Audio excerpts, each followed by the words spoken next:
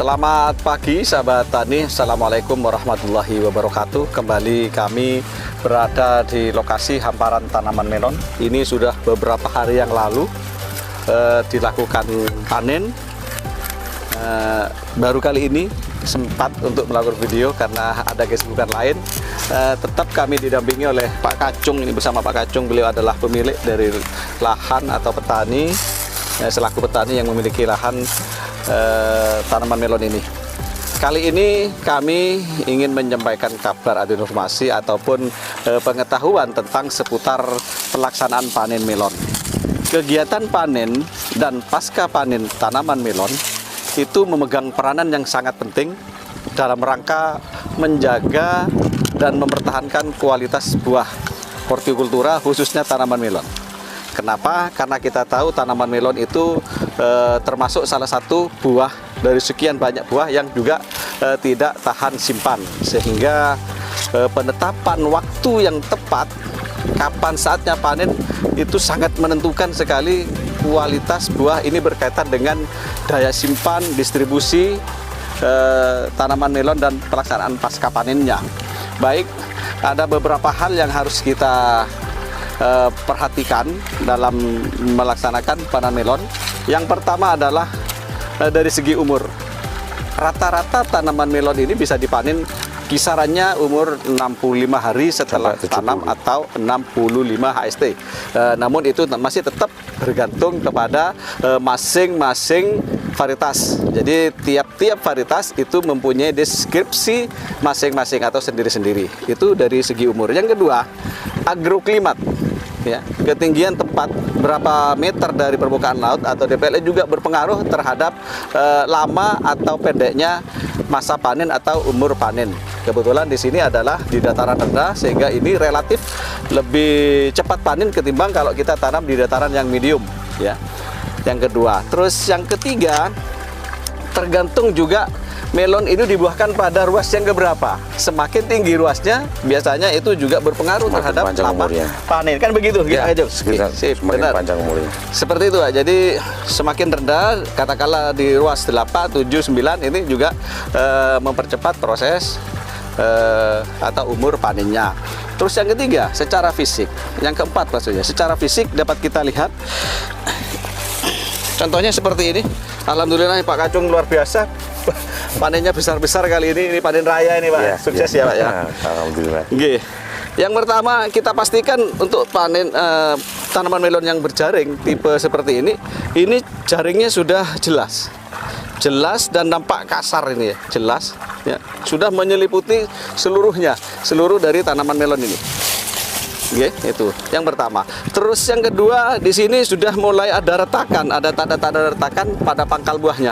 Ini banyak, ini sudah ada retakan juga. Tadi saya lihat juga ada retakannya, gitu ya. Terus yang ketiga, bahwa ini sudah pada jenis-jenis atau varietas tertentu ini mengeluarkan wangi atau aroma khas dari buah melon itu sendiri. Jadi ini terasa ya kalau kita masuk di kebun ini ya, hawanya ini hawa segar wangi ya, wangi sekali nih, terasa banget ini. Jadi ini menandakan bahwa melon ini sudah layak atau sudah waktunya panen. Terus yang selanjutnya juga sebenarnya ini tanamannya sudah mulai ada yang layu karena sudah ini lewat batas sebenarnya ya, karena memang sudah dopat dia. Kemarin ini mau panen terhalang dengan cuaca. Cuacanya tidak mendukung, ada gerimis dan mendung. Jadi ini, nah seperti ini boleh dikatakan apa ini ya? Ini di atasnya pangkal ini sudah kering ya. Ini jala, ini bukan jala apa namanya? Ini di tangkainya ini tandanya sudah kering. Ini menandakan bahwa tanaman ini juga sudah waktunya untuk panen. Ini ya yang dimaksud tadi saya, retakan-retakan seperti ini ya. Itu beberapa hal yang menyangkut bagaimana kita menentukan kapan seharusnya melon itu dipanen. Yang pertama berdasarkan umur tadi, 65 hari setelah tanam, berdasarkan varietas tetap. Yang kedua tadi saya ulang lagi, berdasarkan ketinggian tempat, yang agroklimatnya dan sebagainya. Yang ketiga ada tanda-tanda retakan. Yang paling utama adalah ini, jadi jala atau netnya sudah merata. Yang selanjutnya juga warnanya. Dari yang semula hijau ini sudah menguning, Pak. Kuning, Sudah menguning. Nih, sudah menguning. Jadi itu terus juga yang perlu diperhatikan dalam pelaksanaan melon ini itu adalah harus dalam kondisi cuaca cerah, Pak. Cerah, Nih. harus cerah. Harus cerah, nggak boleh ada awan, Pak. Nggak boleh ada awan. Tujuannya adalah supaya kulit buah ini tidak basah, gitu. Jadi kalau kita hujan, apalagi hujan, nggak boleh, fatal, Pak.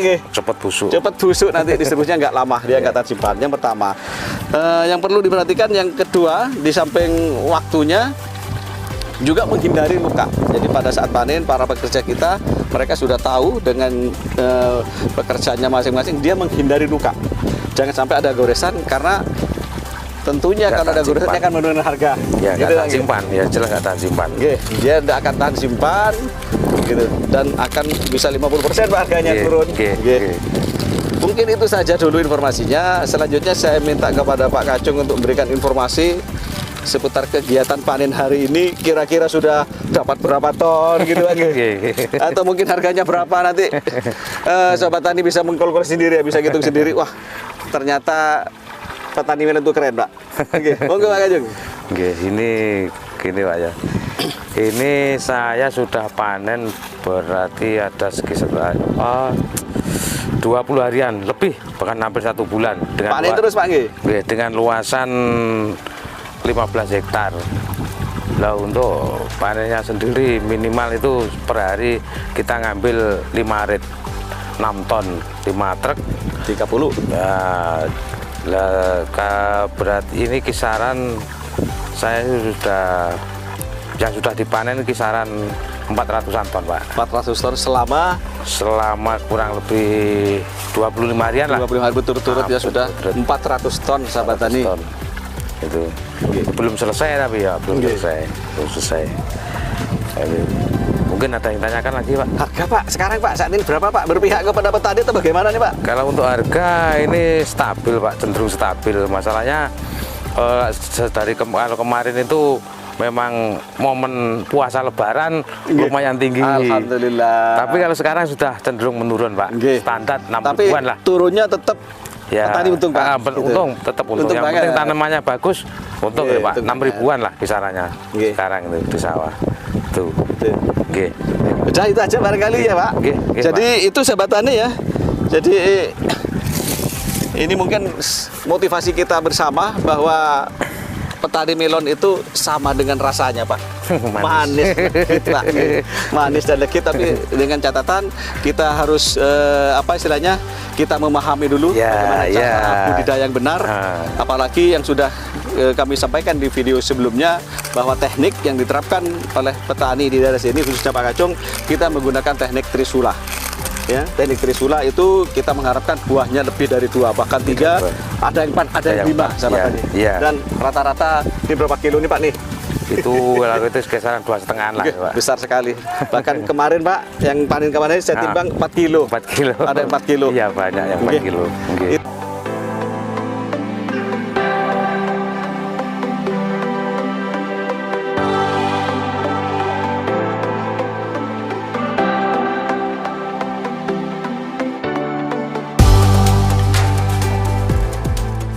Sahabat tani, setelah kita tadi ke lokasi panen, kita sudah menjelaskan beberapa hal tentang bagaimana cara kita melakukan panen, baik itu mengenai waktu dan caranya. Kita sekarang ada di lokasi penampungan melon ini, dilakukan penimbangan yang sebelumnya kita lakukan grade dulu.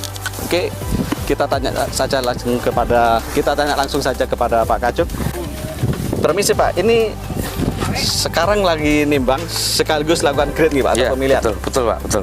Oke, bisa dijelaskan kira-kira bagaimana Bapak melaksanakan gradingnya ini? Grade-nya apa saja, A, B atau C atau D, bagaimana termasuk ukurannya Pak? Monggo Pak. Bisa kalau dijelaskan. untuk kiriman ke Jakarta yang kita butuhkan cuma AB, Pak. Kalau untuk ukuran A sendiri itu di kisaran 1,5 ke atas. Untuk B-nya 1,3 ke atas, Pak. 1,5 sampai 1,3 sampai 1,5 ringnya. Ya, AB itu. Kalau A-nya itu 1,5, B-nya 1,3 sampai 1,5. Sampai 1,5. Itu dari segi berat atau bobot per satu melon. Terus persyaratan lain ini Jaring harus penuh. Jaring. Nah, jaringnya harus penuh. Kayak gini lah. Jaring penuh. Harus kayak gini. Jaringnya harus berjaring lah intinya. Meskipun besar kalau halus kayak gini nggak masuk, Pak. Nah, yang penting ini jaring sangat berpengaruh di rasa, Pak. Masalahnya. Kalau jaring ini penuh ya otomatis rasanya kan manis juga. Atau begini, Pak. Beratnya di atas 1,5 tapi jaringnya nggak penuh, katakanlah 7,5 nggak masuk. Jadi masuk ke B atau C ini? Ke B, turun kelas ya. Tentunya harganya juga jauh beda. Jauh. Oke, jadi itu sahabat tani, jadi sudah kita dengar bersama penjelasannya bahwa untuk grade A itu bobotnya 1,5 ke atas. 1,5 up atau 1,5 ke atas. Kita tahu ini banyak yang 2 kilo ke atas nih. Banyak, yang 4 kilo banyak. Bahkan 4 kilo banyak nih. Jadi, tapi dengan persyaratan lain bahwa jaring penuh, harus penuh. Tidak ada luka, begitu ya. Tidak ada luka dan jaringnya penuh. Utuh ya, mulus. Meskipun besar, kalau nggak berjaring ya turun kelas. Turun kelas kalau jaringnya penuh, apalagi juga ada luka nih, karena dia akan nggak tahan simpan.